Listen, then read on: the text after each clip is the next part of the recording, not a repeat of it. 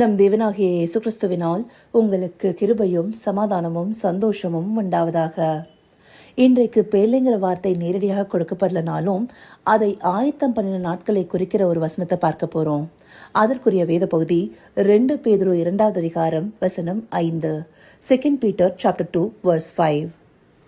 பூர்வ உலகத்தையும் தப்பவிடாமல் நீதியை பிரசங்கித்தவனாகிய நோவா முதலான 8 பேரை காப்பாற்றி அவபக்தியுள்ளவர்கள் நிறைந்த உலகத்தின் மேல் ஜலப்பிரளயத்தை வரப்பண்ணி.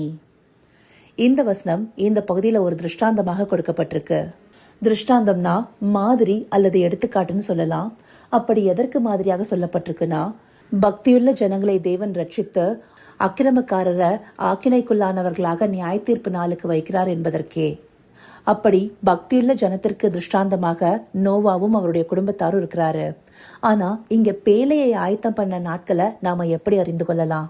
அதற்கு குறிப்பாக இந்த வசனத்துல நீதியை பிரசங்கித்தவனாகிய நோவான்னு சொல்லி குறிப்பிடப்பட்டிருக்கு இல்லையா? இதை பற்றின குறிப்பை நம்மால ஆதியாகமத்துல பார்க்க முடியாது. ஆனா ஜலப்பிரளயத்தை வரப்பண்ணதை குறித்து பார்க்கிறோம். அந்தபடியாக இந்த நீதியை பிரசங்கித்த காலத்துல இருந்து ஜலப்பிரளயம் வரப்பண்ண நாள் வரைக்குமே பேழையை ஆயத்தம் பண்ண நாட்களாக இருக்கு.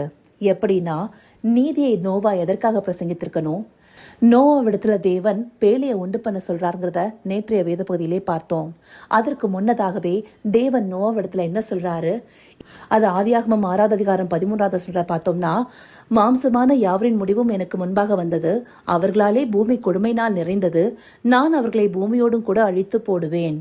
இப்படியாக தேவன் பூமியில நியாய தீர்ப்பை கொண்டு வர போகிறத பத்தி நோவாவிடத்துல குறிப்பிட்ட பிற்பாடே நோவா பேழையை ஆயத்தம் பண்ணதோடு அல்லாம நீதியை பிரசங்கிக்க தொடங்கியிருக்கிறாரு. எப்பொழுதுமே தேவன் நியாய தீர்ப்பை கொண்டு வருவதற்கு முன்பாக மக்கள் மனம் திரும்புவதற்கு மறுபடியுமாக வாய்ப்பை கொடுக்கிறவராக இருக்கிறாரு.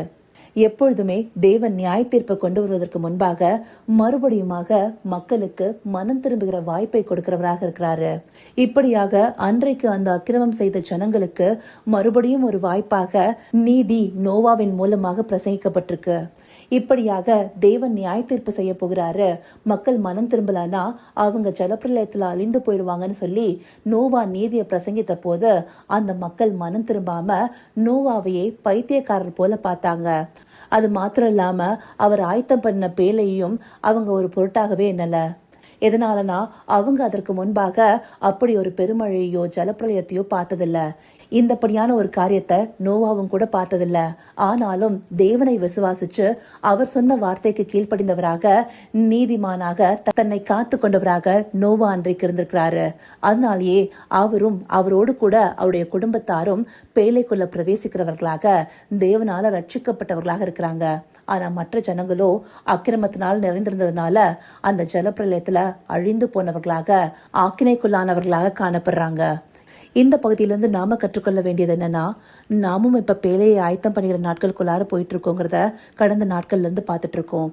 அப்படியாக நோவா எப்படி தேவனுடைய வார்த்தையை விசுவாசித்து தான் காணாத ஜலப்பிரளயத்துக்காக பேழையை ஆயத்தம் பண்ணினாரோ, அதே போல நாம காணாத வருகையை குறித்த நம்பிக்கையோட தேவனை விசுவாசித்து காத்திருக்கிறவர்களாக அவர் நமக்கு தந்த ரட்சிப்பின் வழியில நடந்து கொள்பவர்களாக நாம் இருந்தோம்னா, நாம கிருபையினால ரட்சிக்கப்படுபவர்களாக அவருடைய வருகையில சேர்த்து கொள்ளப்படுபவர்களாக இருப்போம்.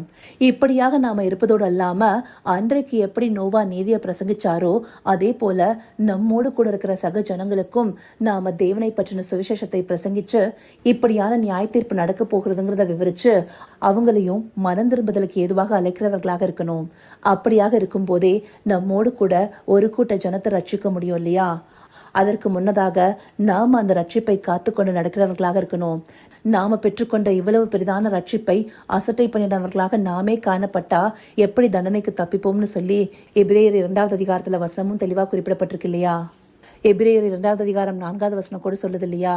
அந்தபடியாக நாம பெற்ற ரட்சிப்பை காத்துக்கொண்டு தேவனுக்கு முன்பாக நீதிமானாகவும் உத்தமனாகவும் இருந்து நம்மோடு கூட ஒரு கூட்ட ஜனத்தை ரட்சிக்கும்படியாக நீதியை பிரசங்கிக்கிறவர்களாக நாம காணப்படுங்கிறதுக்காகவே இந்த வார்த்தைகள் நமக்கு காண்பிக்கப்பட்டிருக்கு.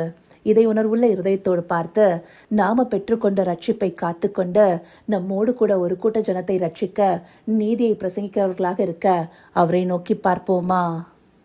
கர்த்தாவே, தேவாதி தேவனே, உமக்கே இந்த வேலையில நன்றி செலுத்துகிறோம் ராஜா. அப்பா, பேழையை ஆயத்தம் பண்ணுகிற இந்த நாட்கள்ல நோவாவை போல நாங்களும் நீதியை அநேகருக்கு பிரசங்கிச்சு மனம் திரும்பும்படியான அழைப்பை கொடுக்கணுங்கிறத இந்த வேத பகுதிகள் மூலமா எங்களுக்கு காண்பிச்சிருக்கீங்க தகப்பனே. அந்தபடியாக நாங்க பெற்றுக்கொண்ட இவ்வளவு பெரிதான ரட்சிப்பை ஒரு நாளும் அசட்டை பண்ணாதவர்களாக அநேகரை இந்த ரட்சிப்புக்கு ஏதுவாக வழிநடத்த தேவரீர் எங்களுக்கு ஞானத்தை தந்துடலங்கப்பா. ஆம் ராஜா, அந்தபடியாகவே நாங்க காணாத வருகையில ஒரு கூட்ட ஜனத்தோடு உமக்காக காத்திருக்கிற விசுவாசத்தை தேவரீர் எங்களுக்குள்ளார பெருக பண்ணுங்க. அப்படியே நீங்க செய்ய போகிற கிருபைக்காய் நன்றி. சகலவித துதி மகிமை கனம் யாவும் ஒருவருக்கே செலுத்துகிறோம். இயேசு கிறிஸ்துவின் மூலமாய் வேண்டிக் கொள்கிறேன் பிதாவே. ஆமேன், ஆமேன்.